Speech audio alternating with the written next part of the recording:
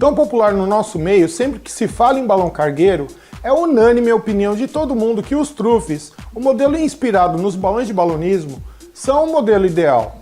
No Papo de Balão de hoje vamos conhecer a história do balão Truffe, em 30 segundos, depois da vinheta.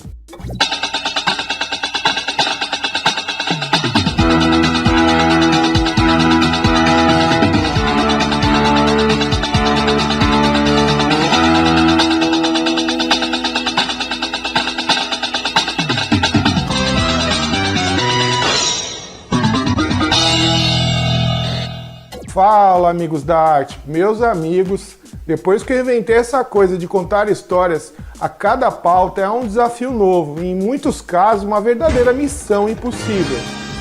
Não que eu seja um Ethan Hunt, mas lidar com histórias de décadas, com pessoas que já morreram, outras que pararam há muito tempo e até mesmo desmascarar mentiras que, por serem contadas todos esses anos, se tornaram verdade, não é fácil. E descobrir quem realmente foi pioneiro em tantas coisas é um trabalho árduo.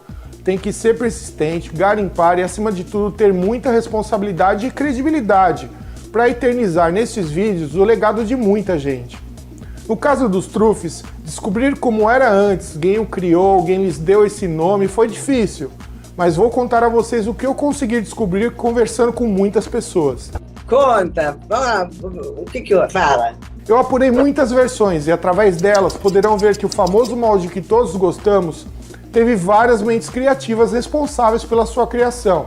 Então bora pro vídeo. Logo após aparecer no final da década de 1980 e se expandir por toda a década de 1990, além de lembrar os balões de balonismo, o Truffe é também uma evolução do tradicional peão sem cabeça, ou careca de padre como chamamos em São Paulo.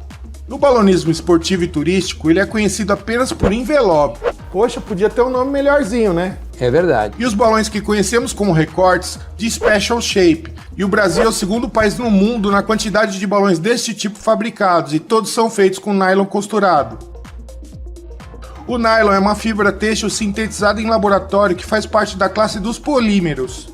Ele foi criado pelo químico americano Wallace Hume Carothers em 1935, quando trabalhava na DuPont, a segunda maior empresa química do mundo, fundada em 1802 para substituir a seda, que na época era bem cara. No nosso mundo do balão de papel, ele é chamado de Truffe. Sim, Truffe com 2 Fs e um I, ao contrário do que muita gente escreve até hoje. Mas você sabe por quê? O balão foi batizado em homenagem ao balonista Vittorio Truffe, o primeiro homem a realizar um voo de balão de ar quente na América do Sul. Este feito aconteceu no dia 25 de outubro de 1970 em Araraquara, município no interior distante a 270 km de São Paulo. Vittorio escolheu Araraquara para seu voo inaugural porque cresceu na cidade e desde criança era apaixonado pelas festas juninas e os balões. Ele adorava ouvir histórias sobre Auguste Piccard, um físico, inventor e explorador suíço que ficou conhecido pelos seus voos de balão para estudos da estratosfera. Durante a infância de Vittorio, ele ainda costumava fazer pequenos balões de papel com cestinhos improvisados com lata de massa de tomate. Seus primeiros tripulantes, digamos assim, eram filhotes de ratos encontrados perto do fogão a lenha, que obviamente morriam colados uns nos outros dentro das latinhas devido aos pingos das buchas. Teve uma vez que ele resolveu fazer um balão um pouco maior, e na dificuldade de arrumar um tripulante à altura, ele pegou o gato de uma vizinha e isso deu uma baita confusão. O balão caiu em cima de um túmulo de um cemitério abandonado e ficou um buraco nas costas do gato, feito pelos pingos da bucha. Querendo se safar, o pequeno Vittorio correu na sapataria de um amigo, arrancou uns pelos do rabo do gato e os colou nas costas, sobre o ferimento. E teve a cara de pau de dizer que o gato tinha se ferido em uma cerca. É óbvio que ele acabou levando uma bela surra da sua mãe. Já adolescente, sua família se mudou para São Paulo e Vittorio começou a vender rádios de porta em porta. Com a Segunda Guerra Mundial, muita gente queria saber as notícias da guerra e o rádio era a melhor opção para se informar, já que a televisão não tinha chegado no Brasil. Em pouco tempo, ele juntou uma grana e montou uma loja na Avenida Ipiranga, no centro da cidade, onde ele vendia rádios e prestava assistência técnica. O negócio prosperou e a pequena loja se transformou em uma fábrica de antenas para rádios em 1945. As antenas Truffe foi pioneira na América do Sul na fabricação de antenas de rádios para automóveis e foram um enorme sucesso. Seus produtos eram utilizados como itens originais de automóveis da Volkswagen, da Chevrolet e da Ford. Todo mundo queria ter um carro equipado com um rádio e uma antena Truffe. As propagandas de Truffe nos anos 50 e 70 são bem curiosas, pois usava o termo espírito de porco para ilustrar aqueles que não usavam as suas antenas. Até hoje eu não entendi muito bem esse termo, né? Se alguém souber, conta aqui pra gente nos comentários. Não! A metalúrgica Truff abriu falência na década de 1970 e até hoje alguns modelos são encontrados facilmente para venda em sites como o Mercado Livre. Já no início da década de 1960, Vitória foi presidente da Federação de Pombos Correio e pertenceu à Patrulha Aérea Brasileira. Durante a ditadura, Truff foi preso e torturado, acusado de ser comunista e se comunicar com os comunistas uruguaios através dos pombos. Em 1970, sua filha voltou dos Estados Unidos com um convite de Pickard para que ele fosse até seu ateliê. Ele foi e pela primeira vez ele viu um balão inflado de perto. Ele voltou de lá já com a ideia de construir o primeiro balão brasileiro. Depois de um tempo, com o balão pronto, Truff iniciou os primeiros voos de experiência cativos. São aqueles voos com o balão preso a uma corda a alguns metros do chão. Depois de conseguir a autorização do CTA, que é o Centro Técnico Aeroespacial, para que ele pudesse voar livre com seu balão, que recebeu o prefixo PP-ZBT, realizou a primeira decolagem durante o jogo da Ferroviária contra o São Bento de Sorocaba com o estádio lotado, mas andou apenas 500 metros e teve uma aterrissagem muito ruim. Poucos dias depois, no dia 25, ele decolou mais uma vez e sobrevoou o estádio da Fonte Luminosa durante um jogo do Paulistão, entre a Ferroviária e o São Paulo. E claro que o balão foi a principal atração do jogo. Depois disso, muita coisa mudou na vida de Vitória. Ele passou a viver em função dos balões e em 1975, juntamente com alguns amigos, fundaram o Clube Paulista de Balonismo. Já nos anos de 1980, ele era tão respeitado que foi convidado para participar do inesquecível Balão Mágico, um programa infantil diário da Rede Globo, onde ele criou o famoso balão azul do programa, que também era pilotado por ele. Quando eu era criança, eu tive o privilégio de conhecer Vitória e o famoso balão azul. Se não me falha a memória, foi em 1986. Naquela época, Truff tinha um sítio em Cotia, cidade ao lado de Itapevi, que muitos balões conhecem bem. E muitas excursões escolares eram levadas até lá. E eu lembro que no dia, acredito que por causa do vento, eles encheram um pouco o balão e a molecada podia tirar os sapatos e entrar dentro do balão e sair pelo bico. Depois teve uma sessão de fotos com alguns atores do programa e como a minha mãe não tinha muita grana, não pôde pagar a foto que eu tirei com o Fofão. É uma pena, mas eu me lembro bem de andar dentro daquele enorme balão azul. Ah, isto é coisa de pobre. Vitório Truff faleceu em 2002 aos 89 anos e por muitos anos foi detentor da maior frota de balões do Brasil, chegando a ter 16 balões, entre eles um dirigível de 42 metros que nunca chegou a voar. Bom, descobrir quem criou esse modelo foi uma tarefa muito difícil. Eu falei com muita gente, mas muita gente mesmo, e a única coisa que eu não consegui descobrir é quem batizou esse modelo de balão de Truff, que obviamente foi feito em homenagem a Vitória. Mas o que eu consegui descobrir em relação à criação do molde, eu vou contar para vocês. Como todos sabemos, até os anos de 1970, os balões Marias Pretas dominavam os céus durante as festas juninas, e o peão sem cabeça faz parte dessa categoria. Aqui em São Paulo, o careca de padre, como ele era chamado, não era tão popular quanto os outros modelos, mas com a chegada do balão moderno no começo da década de 1980, mesmo com a ascensão dos mexericas e os primeiros moldes de peão carrapeta, muita gente começou a se interessar em criar novos modelos de balões, e pela ligação com o balonismo, começaram a criar os primeiros protótipos do que chamamos hoje de Truff. Os primeiros modelos eram chamados de Skol. Não é essa que você está pensando não. Na época, assim como a Pepsi fez em 1995 com o dirigível do Thunderbird, a Skol criou uma campanha publicitária nos anos 80 com um balão e isso inspirou os baloeiros. Os primeiros balões Skol eram basicamente um careca lapidado, com curvas na parte central para que os gomos abrissem e não ficassem aquele vinco tradicional de balões de cortes retos, e também haviam turmas que criavam seus balões com configurações de mexericas desproporcionais, com a parte de baixo bem maior. Entre tantas turmas, as que conseguiam informações, a ideia de criar esse balão tem uma forte ligação com os festivais, e duas delas tinham esse modelo como preferência quando faziam seus balões para festivais, a Praça do Aeroporto e a Polegar, com configurações, por exemplo, de 5.3, 4.3, 5.4. Eles faziam isso para ter uma área melhor na parte de baixo do balão para aplicar os quadros e decorações, o que trazia muito mais destaque em balões bojados nos festivais. Além desse modelo de mexerica desproporcional e o Skol, algumas pessoas que já tinham conhecimento das fórmulas de criação e ampliação de moldes começaram suas experiências para criar um balão similar ao balão de balonismo. Um deles é o Paulinho da Ícaro, um dos mais conhecidos e respeitados cortadores de balões nos anos de 1980 e 1990. Para criar o seu balão de balonismo em papel, digamos assim, que ele chamou de peão-bola, e foi inspirado no Golfier que chamavam de Noel, que era um modelo que tinha um teto bem redondinho e a maioria das turmas faziam em tudo quanto era canto, tanto no Rio quanto em São Paulo.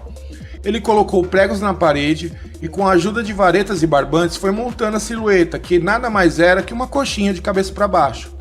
Também tinha uma técnica onde ele projetava a silhueta numa folha de papel ao maço e depois pegava uma enorme vareta de bambu fina de 5 metros, colocava sobre uma manta aberta na bancada, fazia as curvas de acordo com o esboço no papel e depois traçava e marcava os pontos. Depois ele foi fazendo os protótipos até encontrar a quantidade de gomos ideal. Ele chegava a encher os balões no seu quintal e subia no telhado para fotografar o teto do balão, para depois analisar e ver como estava a silhueta.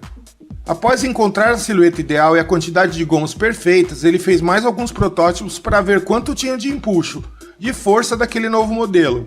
Ele fazia balões de 3 metros, colocava uma bucha e o mantinha preso, colocando pequenos pesos como pilhas e embalagens de desodorantes para ver quanto tempo o balão mantinha essa carga no alto e também cronometrava e pesava tudo, anotando no papel e depois com esses dados, por ser programador e analista, criava a escala e ampliava para o tamanho que seus clientes queriam.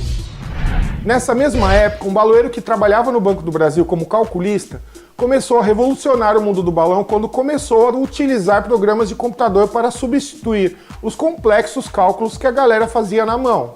Ele era o Reinaldo, um dos R's da RWR, uma turma da freguesia do Ó, um bairro da zona norte de São Paulo que ganhou muito destaque no começo dos anos de 1990.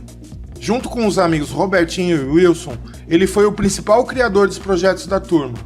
Utilizando um software chamado 4Pro da Borland, criado em 1989 por Adam Bosworth, Lajos Frank e Chuck Batterman, que foi o primeiro software que utilizava planilhas com abas, bem antes do conhecido Excel da Microsoft. Com o uso desse software, Reinaldo criou, além do tradicional trufe que todo mundo utilizou no começo dos anos de 1990 e abriu portas para outros modelos criados até hoje, ele também criou a famosa lâmpada de 20 metros solta em parceria com a Tubalão no Festival da União de 1991 e as garrafas de Coca-Cola em 89 solta de uma revoada em Cajamar e a de Guaraná Antártica que tinha 15 metros e foi solta de Mariporã no Natal de 1992. O primeiro trufe criado por ele foi solto pela RWR em 5 de março de 1989 de uma revoada em Cajamar, no campo do Yoshide, muito amigo da turma. O balão tinha 12 metros e teve sua decoração inspirada nas embalagens dos disquetes da Nashua, que levou uma carga de 100 dúzias de cortadinhos e em esteiras de 10 dúzias.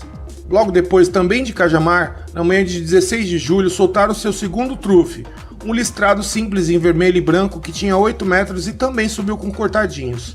Certos que encontraram o molde ideal, duplicou o molde do primeiro e fizeram o famoso trufe de 24 metros solto de Mariporã na manhã de 25 de maio de 1991. Este balão foi o primeiro que não teve a boca colada. Eles colocaram ganchos que compraram em uma loja de cortinas no centro de São Paulo e também ficou conhecido como balão com controle remoto, mas na verdade era uma simples placa eletrônica CI555 para acionamento por temporizador, criada pelo Robertinho que estudou eletrônica.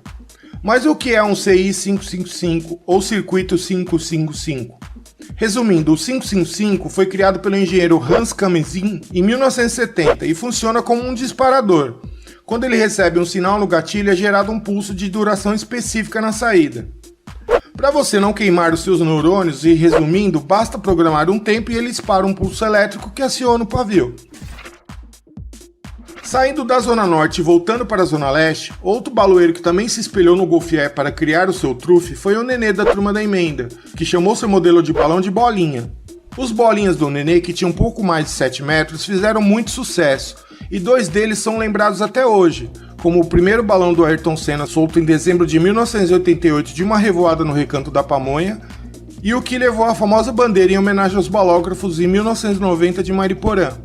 Por falar em emenda, em 87 eles soltaram um balão que futuramente seria conhecido como trufe.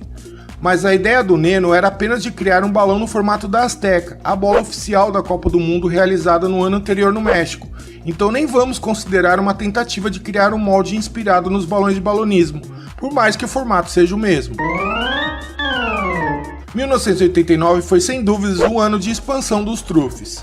Logo após os 2 trufes da RWR solto de Cajamar vieram mais balões, como o primeiro fogueteiro noturno solto pela Monte Magno da Vila Alpina na noite de 11 de março de 1989, e o de 16 metros da parceria entre a Balões Cook e a Turma da Águia em uma revoada no campo do Joanim, na Vila Ema, na manhã de 24 de março.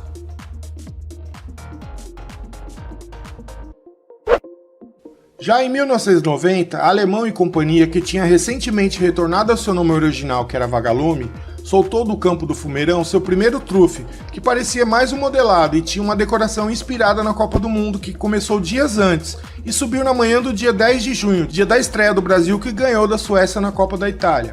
Voltando à Zona Leste, no bairro da Vila Ema, tínhamos o Pascoal, mais um dos cortadores de balões bastante conhecidos, que soltou com a sua Baloema um trufe de 20 metros em 11 de novembro de 1990.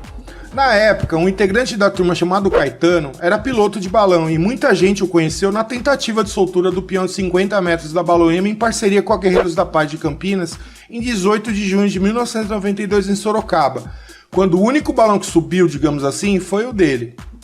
Se você não conhece essa história, eu vou deixar o link do vídeo que fiz sobre ela aqui na descrição. Por gostar muito de balonismo, o Caetano decidiu criar o seu modelo em papel e, com a ajuda do Pascoal, pegou uma lâmpada caseira e a utilizou para criar a silhueta do seu trufe, que tinha 20 metros e foi cortado em cones de Hulk azul, vermelho e palha. Também foi um dos raros fogueteiros diurnos soltos com buchas de estágios na época e buchas de papel higiênico, ideia do querido Saruga, o principal responsável por trazer esses tipos de bucha para São Paulo. Sua primeira tentativa de soltura foi em meados de 1990 na Avenida Jacinto Menezes Palhares, ao lado do crematório da Vila Alpina, local das solturas e festivais da Baloema, que muita gente conhece como Marcélia, devido a um motel com esse nome que existe até hoje na esquina com Anhanhamelo. Naquela manhã o tempo não estava bom, mas encheram o balão. Para sorte deles e dos presentes e os vizinhos, depois de cheio o bico abriu e tiveram que cancelar a soltura, já que ele era fogueteiro e se não estourasse na mão, com certeza estouraria nas guias ou no alto. O balão, com a sua silhueta espelhada em uma lâmpada, voltou para a bancada, refizeram o bico e ele subiu tranquilamente na manhã de 11 de novembro de 1990 de Mariporã, levando 350 dúzias de cortadinhos em 35 esteiras, juntamente com a segunda soltura do Bagdá, também de 20 metros da Ar Quente, que meses depois ganhou a Boca de Ouro como o melhor Bagdá com bandeira de 1990 no ABC, pois na época o campeonato da capital não tinha essa categoria. Aos poucos, o trufe foi se tornando popular, e em 1991, a Balofic, também da Vila Ema, ganhou a primeira Boca de Ouro com um trufe, que foi fogueteiro e subiu na manhã de 8 de setembro de 1991. O balão que levou o troféu na Boca de Ouro do ABC, pois também não havia essa categoria em São Paulo, ficou bem conhecido por ter caído na represa Billings no ABC, e foi solto novamente pela emenda no famoso Festival do Marcélia organizado pela Baloema em 22 de março de 1992.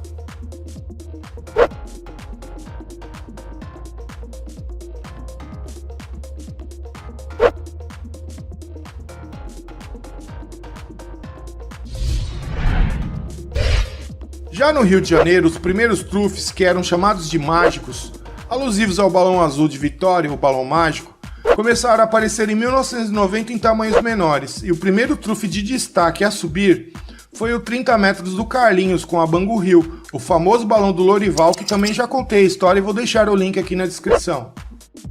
Já no Paraná, o primeiro trufe a subir que eu encontrei tinha 10 metros e foi feito pela turma Bicho da Seda.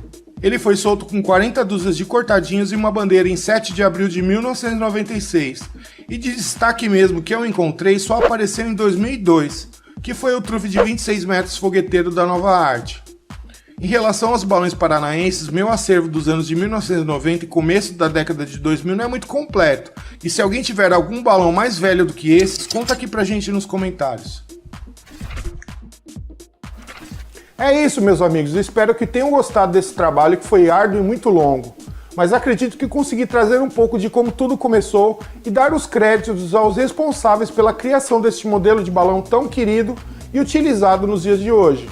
Não custa lembrar que este foi um trabalho de pesquisa, e se você tem alguma versão diferente ou até mesmo se lembra de outras histórias que eu não contei, comenta aqui e conta pra gente. E pra galera que sempre assiste os vídeos, não custa dar uma olhada antes nos comentários, pois alguma correção ou adição já pode ter sido feita por alguém.